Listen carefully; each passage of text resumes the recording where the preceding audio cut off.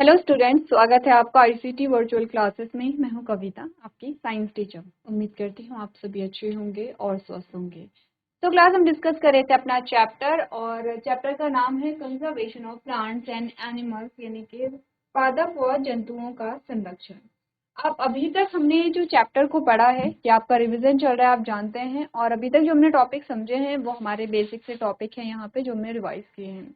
क्योंकि रिवीजन चल रहा है तो मैक्सिमम चीजें, या आप ये कहेंगे कि सारा जो चैप्टर है वो आपको खुद से रिकॉल करना है एक बार। जहाँ पे डिफिकल्टी होगी या जो टॉपिक ऐसा है कि जिसमें हमें डिस्कस करना है, यहाँ पे समझना है, उसको हम थोड़ा सा समझ लेंगे। अदरवाइज टॉपिक्स आपको क्या है यहाँ पे देखने, कौन कौन से हमने टॉपिक पढ़े हैं, उनके अंदर क्या क्या चीजें हमने समझी हैं, इम्पोर्टेंट क्या है इस चैप्टर में, वो हमें देखना है। ठीक है, चलो। तो अभी तक की जो चीजें हैं वो इंट्रोडक्टरी पार्ट आपने किया है। आपने कहा कि क्यों हमें संरक्षण की आवश्यकता पड़ रही है, क्योंकि प्लांट्स और एनिमल स्पीशीज में उनके नंबर में कमी आ रही है। नंबर में कमी क्यों आ रही है, उसका एक कॉज है डिफॉरेस्टेशन। आपने कहा कि जो डिफॉरेस्टेशन है उसके क्या क्या कॉज है। आपने कहा दो कॉज होते हैं, दो कारण होते हैं, मैन मेड कॉज और नेचुरल। यानी कि जो मनुष्य के द्वारा होने वाली जो यहाँ पे एक्शंस हैं, या फिर जो मनुष्य की जो गतिविधियां हैं उनकी वजह से होने वाले जो डिफॉरेस्टेशन है वो हमने देखे यहाँ पे। प्राकृतिक क्या कारण हो सकते हैं जिसकी वजह से जंगलों में कमी आई है, या जंगलों का कटान हुआ है, या आपने कहा पेड़ों की संख्या में कमी आई है।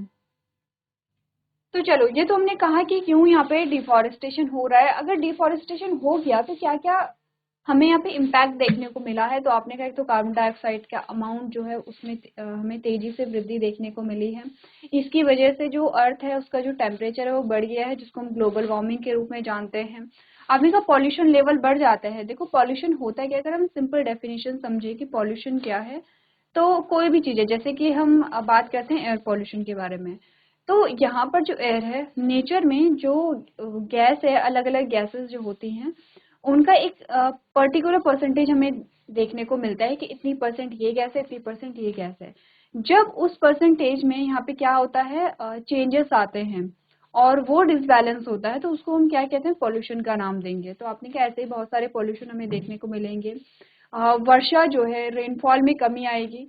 आपने कहा कि जब रेनफॉल में कमी आएगी तो ग्राउंड वाटर, भूमि का जल जो है उसमें कमी आएगी। आपने कहा कि यहाँ पे सॉइल की फर्टिलिटी क्या होगी, कम होगी। सॉइल फर्टिलिटी कम क्यों होती है, ये तो वर्षा नहीं हो रही है तो वैसे ही सॉइल फर्टिलिटी कम होगी। आपने कहा अगर पानी नहीं है तो भी आपने कहा कि मिट्टी जो है वो उपजाऊ कैसे होगी, क्योंकि उसको तो सारे ही पोषक तत्व चाहिए, पानी भी उसको चाहिए, तभी वो क्या करेगा, जो पौधे हैं उनको उगा पाएगा। नेक्स्ट हमने कहा कि यहाँ पे increase in the changes of natural climates such as a drought and flood. आपने कहा कि यहाँ पर जंगलों की कटाई से आपको कुछ चीजें देखने को मिलती है, जैसे सूखा पड़ना, जैसे डेजर्टिफिकेशन। तो सूखा पड़ना क्या होता है कि जैसे किसी एरिया में 2 से 3 साल तक अगर बारिश नहीं हुई है, 1 से 2 या 3 साल तक बारिश नहीं हुई है, और जो उपजाऊ जमीन थी वो कुछ ऐसे क्रैक्स यहाँ पर देखने को मिल रहे हैं, तो इसको हम क्या कहते हैं, सूखे की स्थिति कहते हैं। डेजर्टिफिकेशन क्या है, मरुस्थलीकरण जिसको हम कहते हैं, कि जो उपजाऊ जमीन है वो धीरे धीरे यहाँ पर जो वेजिटेशन है वो समाप्त हो रही है और उस मिट्टी में कोई भी चीज नहीं उग रही है। तो धीरे धीरे जो उपजाऊ जमीन है वो मरुस्थलीय जमीन में कन्वर्ट हो रही है या परिवर्तित हो रही है, तो उसको हम क्या कहते हैं यहाँ पे, डेजर्टिफिकेशन या मरुस्थलीकरण कहते हैं। ठीक है, इसका ये जो चीजें हमें देखने को मिल रही हैं, इसका रीजन भी कहीं ना कहीं आपने कहा कि पेड़ों की संख्या में कमी का आना है। ग्लोबल वार्मिंग आप जानते हैं कि यहाँ पर जो अर्थ है उसकी जो जलवायु है उसमें जो परिवर्तन हो रहा है, इसमें आपने कहा जो ग्लेशियर्स हैं वो पिघल रहे हैं यहाँ पर। इसका रीजन क्या है, जो कार्बन डाइऑक्साइड है उसकी बढ़ती हुई संख्या है। और कार्बन डाइऑक्साइड क्यों बढ़ रहा है, उसका सबसे मेन जो रीजन है वो पेड़ों की संख्या में कमी है। और भी एग्जाम्पल्स हैं, जैसे कि आपने कहा कि जो व्हीकल्स हैं यहाँ पर उनको यूज ज्यादा करना, जो फैक्ट्रीज है यहाँ पे उनमें बहुत ज्यादा काम का होना, तो ये सारी चीजें भी रीजन है, लेकिन जंगलों की कटाई भी मेन रीजन है। अब आते हैं कंजर्वेशन क्या है। वो इजी है, सिंपल सी चीज है। कंजर्वेशन क्या है, कंजर्वेशन आप डे वन से पढ़ते चले आ रहे हैं। कंजर्वेशन का मतलब है कि किसी भी चीज को बचाना, उसे नष्ट ना होने देना, उसे संरक्षित रखना, जिससे कि वो हमेशा बना रहे। ठीक है, हमेशा बना रहे का मतलब क्या होता है, जैसे पेड़ है। अब आपने सभी ने आम खाए हैं, ठीक है। हमारे पेरेंट्स ने भी आम खाए हैं, हमारे ग्रैंड पेरेंट्स ने भी आम खाए हैं, हमारे ग्रैंड पेरेंट्स के ग्रैंड पेरेंट्स ने भी आम खाए हैं, और आपने कहा कि बहुत हमारी जो सारी पीढ़ियां है सभी ने आम खाए हैं, ठीक है। अब आम जो है यहाँ पर वो कब से और अभी तक चल रहा है, हमें नहीं पता कि आम कब इवॉल्व हुआ होगा, बहुत टाइम पहले, बहुत पता नहीं कितने सालों पहले इवॉल्व हुआ होगा, और तब से लेकर के आम अभी तक चल रहा है। कैसे चल रहा है? क्योंकि एक आम का जो पेड़ है वो सूखता है तो छोटे छोटे नए आम के पौधे जो है वो उगते हैं, फिर वो बड़े होकर के पेड़ बनते हैं, फिर उनसे बीज बनता है और उन बीजों से फिर नए पौधे बनते हैं। तो एक पेड़ सूखता है तो और पेड़ यहाँ पे छोटे छोटे पौधे जो है वो यहाँ पे उगने लगते हैं। और ऐसे ही आपने कहा कि जो मैंगो ट्री है उसका जो अस्तित्व है यहाँ पर, उसकी एग्जिस्टेंस अभी तक बनी हुई है। तो ये क्या है, आपने कहा आप संरक्षित कर रहे हैं। ऐसा तो नहीं है कि आप क्या होगा अगर कि हमने कहा कि हम आम के सारे ही पेड़ काट दें और सारे ही आम हम खा जाएं। अब क्या होगा? अब कहाँ आम कहाँ से उगेगा? ठीक है, तो हम ऐसा नहीं करते। हम क्या करते हैं, जैसे जैसे हम देखते हैं, आपने देखा होगा अपने घरों में, आसपास के गांव में, या ऐसे लोगों को जो क्या करते हैं, जिनके बागवानी करते हैं, जिनके बहुत सारे पेड़ रहते हैं फल के, तो वो क्या करते हैं कि जैसे फॉर एग्जाम्पल आम का एग्जाम्पल ले लेते हैं कि आम का पेड़ है। अब उन्हें जैसे लगता है कि आम का पेड़ अब सूखने लग गया है, ये फल कम दे रहा है, तो वैसे ही वो क्या करते हैं, नया आम का जो पेड़ है उसको बो देते हैं, ताकि जब तक ये सूखे तब तक ये जो दूसरा पौधा है वो फल देने लगे। धीरे धीरे विद द टाइम साल निकलते हैं और वो जो छोटा सा जो बीज उन्होंने बोया था उसमें आम का पौधा भी निकल जाता है, वो बड़ा हो रहा है और वो फल देने लग गया है। अब ये जो पेड़ है ये सूख जाता है तो उसके बदले हमने क्या किया है, दूसरा पेड़ यहाँ पर उगाया है। तो ये हम क्या कर रहे हैं, कंजर्व कर रहे हैं, संरक्षित कर रहे हैं, जिससे कि आम जो है उसका जो एग्जिस्टेंस है, उसका जो अस्तित्व है वो हमेशा बना रहे। बस वही चीज हमें करनी है प्लांट्स और एनिमल स्पीशीज के साथ जिनका नंबर घट रहा है, ठीक है, जिनकी संख्या में कमी आ रही है, उनको हमें फिर से संरक्षित यहाँ पर करना है। जो अभी हैं उनको बचाना है, और जो नए जो प्लांट्स हैं या जो नए जो एनिमल्स हैं वो आसानी से इजिली यहाँ पे ग्रो कर सके, ऐसी कंडीशंस हमें बनानी है। तो इसी को हम कंजर्वेशन कहते हैं। तो एक बार अगर आप कंजर्वेशन को पढ़ेंगे,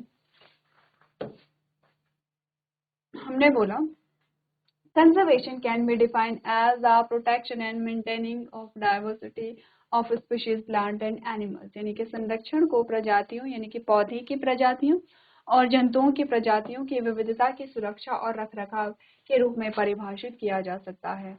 Conservation includes a protection of a species from extinction and restoring habitats, preventing deforestation and enhancing ecosystem.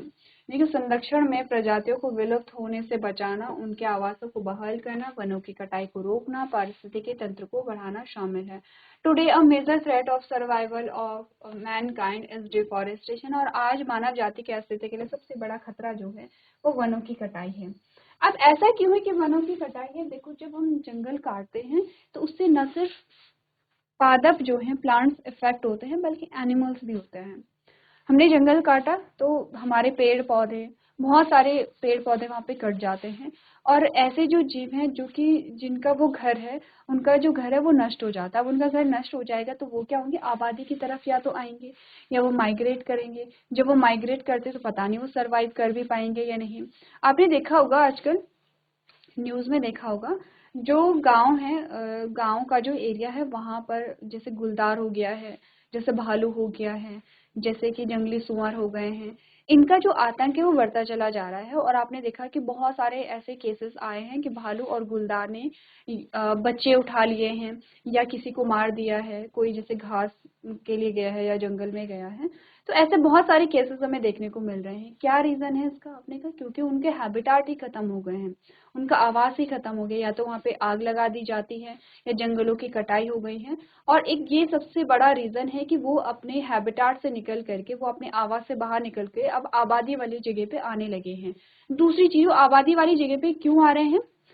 In searching of food. यहाँ पर वो ना फूड को सर्च कर रहे हैं, क्योंकि आपने कहा कि जंगल खत्म हो गए हैं, और जंगल खत्म हो गए तो जंगल में रहने वाले जीव भी खत्म हो गए हैं। अगेन आते हैं उसी चीज पे, हमने बोला कि सारे प्लांट और एनिमल स्पीशीज इक्वली इंपॉर्टेंट है क्योंकि वो फूड वेब का पार्ट होते हैं। अब यहाँ पे फूड वेब देखो डिस्टर्ब हुआ है, फूड चेन डिस्टर्ब हुई है। वो जो गुलदार है या वो जो भालू है, उसका जो फूड है वो कहाँ रहा होगा? जंगलों में रहा होगा।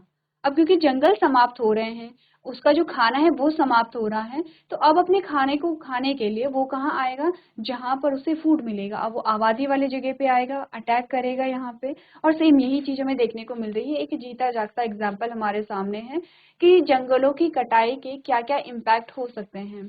बहुत सारी आपने न्यूज़ देखी होगी, अगर आपने नहीं देखी है तो आप घर जाएंगे, एक बार सर्च करेंगे और आप देखेंगे कि आए दिन एक ऐसी न्यूज़ हमें देखने को मिलती है कि आज गुलदार ने किसी पे हमला किया है, किसी की डेथ हो जाती है। ठीक है, ऐसी सारी चीजें जो हैं। तो हमें क्या करना है, आपने कहा कि मानव जाति के अस्तित्व के लिए सबसे बड़ा खतरा क्या है, वनों की कटाई है। क्योंकि एक तो यहाँ पर प्लांट्स जो है वो समाप्त हो रहे हैं, एनिमल जो यहाँ पे हैं वो समाप्त हो रहे हैं, और जो एनिमल रह जाते हैं वो क्या करते हैं, या तो वो जो आबादी वाली जगह है वहां पर वो आते हैं, और वहां से फिर क्या होता है, साधारण जनजीवन भी प्रभावित होता है। ठीक है, अब समझ आए कि क्यों कंजर्वेशन इंपॉर्टेंट है, क्या इम्पैक्ट होते हैं वनों की कटाई के। पढ़ना है, रीड करना है, नोट नहीं करना है। नोट आपने किया होगा, अपने नोट्स को अपने सामने रखना है, एक बार रीड करेंगे क्या होता है कंजर्वेशन।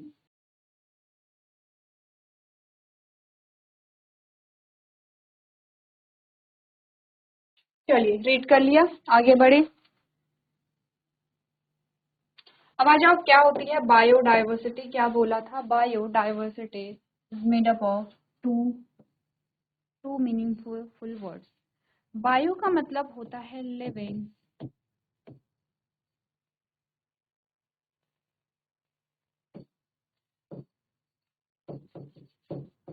जीवित जो होता है। डाइवर्स डाइवर्सिटी का मतलब होता है विविधता, वैरायटी। ठीक है, डाइवर्सिटी का मतलब क्या होता है, हम बात कर रहे हैं वैरायटी या विविधता। ठीक है,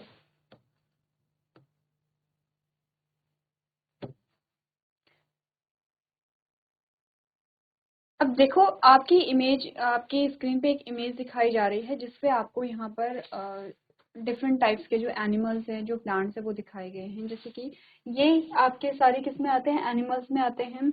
ये आपके तीनों प्लांट्स में आते हैं, ये आपका फंगस का दिखाया गया है। जब आप यहाँ पर हायर क्लासेस में जाएंगे तो आप क्लासिफिकेशन को पढ़ेंगे, जैसे हमने पहले भी डिस्कस किया था। और क्लासिफिकेशन में 5 किंगडम हम पढ़ते हैं। अभी तक आपको एटलीस्ट इन 5 किंगडम के नाम याद हो जाने चाहिए, ताकि जब आप पढ़े क्लास 11th में तो आपको कुछ चीजें यहाँ पे पता रहे। तो पहला किंगडम होता है मोनेरा, और दूसरा क्या बताया था, दूसरा होता है प्रोटेस्टा, तीसरा होता है फंजाई, चौथा होता है प्लांटी, पांचवा होता है एनिमेलिया।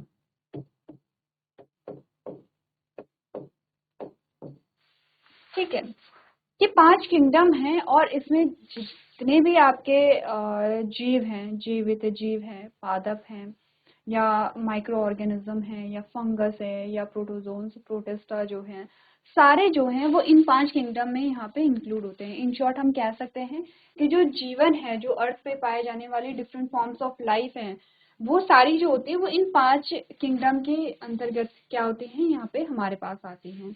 मोनेरा में आप मोस्टली माइक्रो ऑर्गेनिज्म के बारे में बात करते हैं, प्रोटिस्टा में आप यहाँ पे प्रोटोजोन्स के बारे में बात करते हैं, फंजाई में आप कवक जो होते हैं हमारे, उसमें डिफरेंट टाइप्स के जो फंजाई हैं। देखो, मोनेरा में आप माइक्रो ऑर्गेनिज्म के बारे में बात करेंगे, जैसे फॉर एग्जांपल बैक्टीरिया, बैक्टीरिया बहुत अलग अलग प्रकार का होगा। प्रोटिस्टा में भी आप डिफरेंट काइंड्स ऑफ ऑर्गेनिज्म की बात करते हैं। फंजाई में आप अलग अलग प्रकार के जो फंगस है उसके बारे में बात करते हैं। प्लांटी में आप बात करते हैं प्लांट्स, और एनिमेलिया के बारे में, एनिमेलिया में हम बात करते हैं एनिमल, जितनी भी एनिमल्स आपके पास है उनके बारे में हम बात करते हैं। ठीक है, अब देखो, आ, ये तो माइक्रो ऑर्गेनिज्म है। ठीक है, प्रोकैरियोटिक यूनिसेलुलर हैं। ये यूनिसेलुलर हैं लेकिन कैसे हैं, यूकैरियोटिक है। अच्छा, प्रोकैरियोटिक और यूकैरियोटिक का समझो। हम बात करते हैं, ये एक कोशिका है, ये हमारा केंद्रक है जो जिसमें मेम्ब्रेन होगी, और इसमें हमारा डीएनए है जिसको हम जेनेटिक मटेरियल कहते हैं। जिसमें न्यूक्लियर मेम्ब्रेन होती है, ये वो हमारे क्या होते हैं, यूकैरियोटिक होते हैं। अब एक दूसरी सेल आती है, एक सेल ये है। ठीक है, ये कोई बैक्टीरिया की सेल है, और ये जो है ये इसका जेनेटिक मटेरियल है। ठीक है, बस ये इसका जेनेटिक मटेरियल है। जैसे हमारा जेनेटिक मटेरियल ये है, ये हमारा जेनेटिक मटेरियल है, और ये बैक्टीरिया का जेनेटिक मटेरियल है। दोनों लेयर, ठीक है, दोनों लेयर, ऐसा नहीं है कि बाहर कोई और लेयर है अंदर जेनेटिक मटेरियल है, नहीं, दोनों ही जो आपके डबल जो सर्कुलर है, डबल सर्कुलर जो स्ट्रक्चर आपको दिखाई दे रहा है वो क्या है, जेनेटिक मटेरियल है। ठीक है, अब हमने क्या देखा, हमारे जेनेटिक मटेरियल के बाहर एक लेयर होती है जिसको हम क्या कहते हैं, यहाँ पे न्यूक्लियर मेम्ब्रेन या केंद्रक झिल्ली कहते हैं। तो अब इसको हम केंद्रक कह रहे हैं, क्या हम इसको केंद्रक बोलेंगे, न्यूक्लियस बोलेंगे, केंद्रक मतलब न्यूक्लियस, तो क्या मैं इसको न्यूक्लियस बोलूंगी, हमने कहा नहीं, इसको न्यूक्लियस नहीं बोल सकते हैं। न्यूक्लियस तभी बोल सकते हैं जब इसके बाहर न्यूक्लियर मेम्ब्रेन हो, क्योंकि इसके बाहर न्यूक्लियर मेम्ब्रेन नहीं पाई जाती है। तो अब हम इसको क्या बोल रहे हैं, सिर्फ जेनेटिक मटीरियल बोलेंगे, इसको हम न्यूक्लियस नहीं बोलेंगे। ऐसी जीव, ऐसी सेल जिनमें न्यूक्लियर मेम्ब्रेन नहीं होती है, या न्यूक्लियस नहीं होता है, या केंद्रक नहीं होता है, इसको कहते हैं प्रोकैरियोट। प्रोकैरियोट्स, ठीक है, या प्रोकैरियोटिक सेल। ठीक है, तो मोनेरा जो है वो प्रोकैरियोट्स होते हैं, इनमें न्यूक्लियस नहीं होते हैं। इसके आगे जितने भी आपको मिलेंगे सभी में आपको न्यूक्लियस देखने को मिलेगा। ठीक है, तो ऐसे हम क्या करते हैं, यहाँ पे डिफरेंस करते हैं।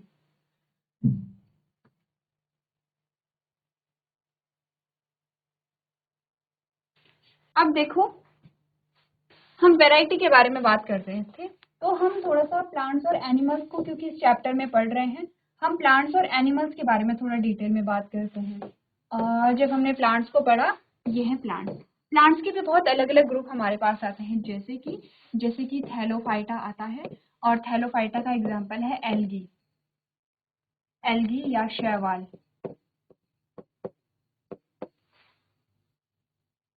काई जो जमती है, जैसे बारिश के टाइम पे या नमी वाली जगह पे, पानी वाली जगह पे काई जमी रहती है ग्रीन कलर की, तो आपने देखी होगी, ब्राउन कलर की भी आपको देखने को मिलती है, शैवाल, वो भी प्लांट्स होते हैं।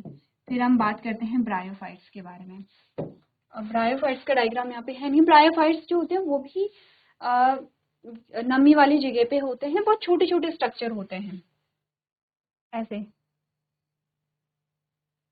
बस ऐसे ही इनकी पत्तियां होती हैं, ऐसे चौड़े चौड़े पत्तियां होती है, छोटी छोटी पत्ती होती है, नमी वाली जगह पे पाई जाती हैं, बड़े नहीं होंगे ये, बट आपको ऐसी कुछ लीफ लाइक स्ट्रक्चर आपको देखने को मिलेगा। ये नमी वाली जगह पे होते हैं। देन आपके पास आते हैं टेरिडोफाइट्स। टेरिडोफाइट्स कौन होते हैं, ये वाले ऐसे कुछ टेरिडो के तो बड़े पेड़ से हमें दिख रहे हैं, लेकिन टेरिडोफाइट्स ऐसी पत्तियां होती हैं उनमें, और छोटे होते हैं हाइट में, ऐसे, ये ऐसे होते हैं, और ऐसी उनकी लीफ होती है। ये जंगलों में पाए जाते हैं, जहाँ पर शेडी एरियाज होते हैं, छांव वाली जगह पे, वहाँ पे मॉइस्चर भी होगा और छांव वाली जगह होगी। बहुत लंबे नहीं होते हैं, ठीक है, छोटे होते हैं, इतने ऑलमोस्ट इतनी इनकी हाइट होती है। पत्तियां ऐसी ही होती हैं जैसे इसमें दिखाई दे रही हैं, ठीक है, ऐसे टेरिडोफाइट्स होते हैं। देन हमारे पास आते हैं जिम्नोस्पर्म और एंजियोस्पर्म, जिसमें आपके क्या होते हैं, बड़े बड़े जो पेड़ होते हैं उसमें पुष्पीय जो प्लांट हैं या ट्री हैं वो आपको मिलते हैं, जिनमें बीज पाए जाते हैं वो आपको मिलते हैं। तो देखो ये वैरायटी है सारी किसकी, प्लांट्स की।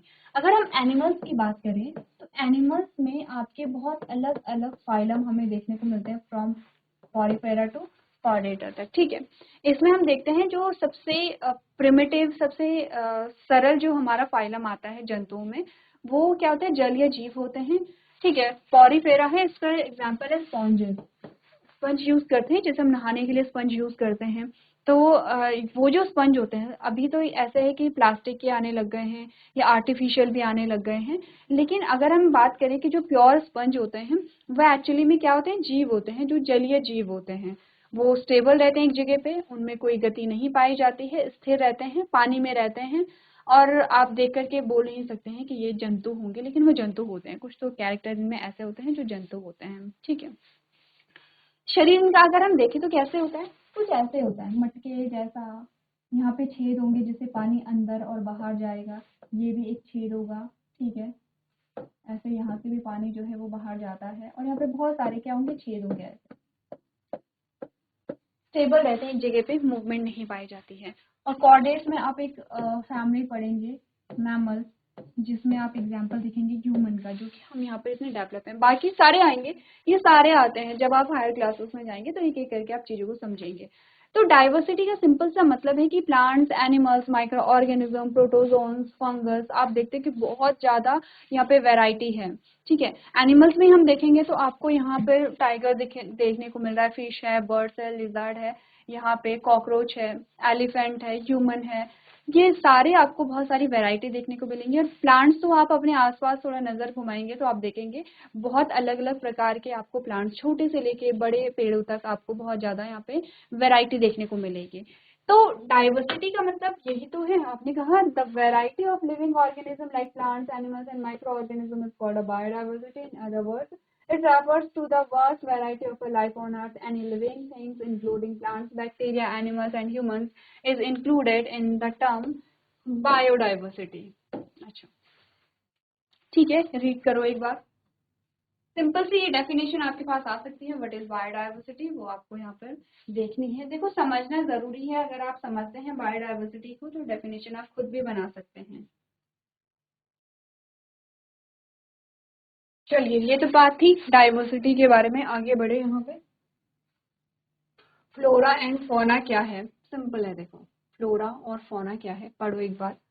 वनस्पति और जीव, फ्लोरा जो है वो फ्लावर से, आपने कहा प्लांट, फ्लोरा और फ्लावर को आप रिलेट करेंगे, वो प्लांट से रिलेटेड है। फौना जो है वो एनिमल है।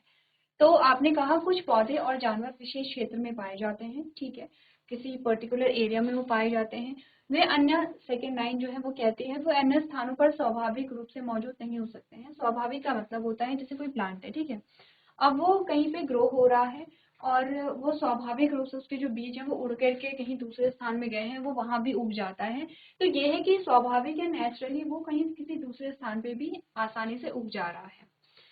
अगर कोई प्लांट ऐसा है कि वो किसी पर्टिकुलर एरिया में ही उगता है और किसी दूसरे स्थान पर उगाने के लिए आपको कुछ कंडीशंस वहाँ पे क्रिएट करनी पड़ेंगी, जैसे कि आपको सॉइल देखनी पड़ेगी, टेम्परेचर देखना पड़ेगा, और वैसे ही मेंटेन करेंगे अगर आप उस पौधे के अकॉर्डिंग, अगर आप वहाँ पे जो क्लाइमेट है उसको क्रिएट करेंगे तो ही वो वहाँ पे उग पाएगा। ठीक है, या अंडर कंट्रोल कंडीशन वो वहाँ पे उग पाता है। इसका मतलब क्या है कि वो पौधा प्राकृतिक रूप से वहाँ पे नहीं उग रहा है, आप उसे उगा रहे हैं वहाँ पे। ठीक है, तो हमने कहा कि ऐसे जीव या ऐसे पादप जो अन्य स्थानों पर स्वाभाविक रूप से मौजूद नहीं हो सकते हैं।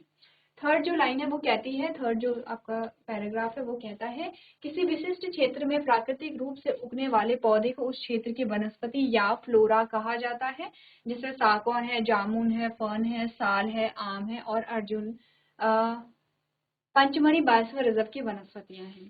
ठीक है, देखो अब आपने कहा कि इनकी अलग अलग वैरायटी होती होगी, लेकिन ये जो सारे एग्जांपल्स हैं ये कहाँ उगते हैं? पंचमढ़ी बायोस्फीयर रिजर्व एक बायोस्फीयर रिजर्व है। बायोस्फीयर रिजर्व एक प्रोटेक्टेड एरिया है। अगर आपको याद होगा तो हमने क्या प्रोटेक्टेड एरियाज के बारे में बात की थी, जिसमें बायोस्फीयर रिजर्व के बारे में भी हमने बात की है। पंचमढ़ी बायोस्फीयर रिजर्व में हमने कहा कि ये कहाँ है, मध्य प्रदेश यानी कि एमपी में है। और ये सारे क्या है, इस बायोस्फीयर रिजर्व की फ्लोरा है। ठीक है, फ्लोरा जो किसी पर्टिकुलर स्थान पे उगती है। देन आपने कहा जो जंतु, जानवर की जगह जंतु करेंगे। ठीक है, जानवर, ये जंतु, जंतु लिख लेना यहाँ पे, जहाँ पे भी आपको जानवर दिखेगा आप जंतु से करेंगे। आपने कहा जो जंतु किसी विशिष्ट क्षेत्र में प्राकृतिक रूप से रहते हैं और उन्हें उस क्षेत्र का क्या कहा जाता है, फौना कहा जाता है। ठीक है, यहाँ पे जीव जंतु फौना कहा जाता है। इस प्रकार वनस्पति और जीव जंतु उन पौधों और जीवों को संदर्भित करते हैं जो उस क्षेत्र के प्राकृतिक रूप में उगते हैं, जैसे चीतल है, भेड़िया, तेंदुआ, चिंकारा, नील बैल, भौंकने वाला हिरन और जंगली कुत्ता पंचमढ़ी बायोस्फीयर रिजर्व के जीवों के उदाहरण है। तो यहाँ पर ये बताता है फौना, पंचमढ़ी बायोस्फीयर रिजर्व के फौना है और ये पंचमढ़ी बायोस्फीयर रिजर्व के फ्लोरा है। एग्जाम्पल इंपॉर्टेंट होते हैं, इसीलिए आपको ये ध्यान रखना है। पंचमढ़ी बायोस्फीयर रिजर्व में उनके जो फ्लोरा और फौना है उसके क्या क्या एग्जाम्पल है। चलो आपने नोट किया होगा, बस रिकॉल करनी है चीजें, नोट नहीं करनी है और ध्यान देना है। ये थ्योरेटिकल है आपका। देखो थ्योरेटिकल चीज़ों में क्या होता है कि आप सेल्फ स्टडी ही करते हैं, सेल्फ स्टडी से ही आपको चीज़ें ज़्यादा याद रहती हैं। तो ये थ्योरेटिकल पोर्शन है, इसीलिए आपको पढ़ने के लिए दिया जा रहा है। पढ़िए और चीज़ों को यहाँ पर रिवाइज कीजिए। चलो तो आगे बढ़े। क्या डिफरेंस है दोनों के बीच में? बहुत इजी डिफरेंस है, एक प्लांट की बात करता है और एक एनिमल की बात करता है, यही डिफरेंस हमने पढ़ा था, ठीक है। तो चलो, आपने कहा किसी विशेष क्षेत्र में पाए जाने वाले पौधे जो हैं वो फ्लोरा या वनस्पति कहलाते हैं, और किसी विशेष क्षेत्र में पाए जाने वाले जो जीव हैं उन्हें हम फौना या जीव जंतु कहते हैं, ठीक है। इंग्लिश में फ्लोरा एंड फौना आप याद रखेंगे। इसके एग्जाम्पल है पीपल, साल, बरगद, इसका है हिरण और पांडा। फ्लोरा जो होते हैं वो गतिहीन होते हैं, ऑफ कोर्स ये प्लांट की बात कर रहे हैं, तो प्लांट्स में गति नहीं पाई जाती, वो एक ही स्थान पे रहते हैं। और जो जीव जंतु है वो गतिशील होते हैं, वो उनमें मूवमेंट पाई जाती है, ठीक है, ये तो हमें पता है। यहाँ से स्टार्ट हो जाते हैं आपके प्रोटेक्टेड एरियाज, और यहीं से स्टार्ट होते हैं आपके इम्पोर्टेंट टॉपिक्स। ऐसा नहीं है कि जो हमने प्रीवियस टॉपिक पढ़े हैं वो इम्पोर्टेंट नहीं है, पूछा जाता है। डिफॉरेस्टेशन से रिलेटेड क्वेश्चन तो आएगा ही आएगा, ये आपको करना है, और ये एक जनरल क्वेश्चन भी है। देखो, ऐसे ही हम क्या कर सकते हैं, जो मार्क्स है उनको गेन कर सकते हैं, कि जो हमारे कॉमन टॉपिक्स होते हैं या जो बेसिक से टॉपिक्स होते हैं उनको हम एक बार अच्छे से समझ लें, ताकि अगर क्वेश्चन आता है तो हम उसे कवर कर लें। अब यहाँ पर आपके पास आते हैं बायोस्फीयर क्या होता है, प्रोटेक्टेड एरियाज आपके शुरू हो जाते हैं। ये थोड़ा सा आपको याद रखना है, क्योंकि यहाँ से एग्जांपल्स होंगे कि कंजर्वेशन जो है वो किस प्रकार से किया जाता है, क्या रीजन है कि हंटिंग की जा रही है, गवर्नमेंट ने क्या क्या यहाँ पे रूल्स और रेगुलेशन निकाले हैं, और इसी के साथ हमारे कुछ प्रोटेक्टेड एरियाज जैसे कि बायोस्फीयर रिजर्व होता है, वाइल्ड लाइफ सेंचुरीज है, नेशनल पार्क है, इनके बारे में हम रिवाइज करेंगे। तो घर से एक बार सारी चीजें आप लोग पढ़ के लेकर के आएंगे। तो चलिए, आज के सेशन में हम इतना ही करेंगे। अभी तक क्लास में बने रहने के लिए आपका धन्यवाद।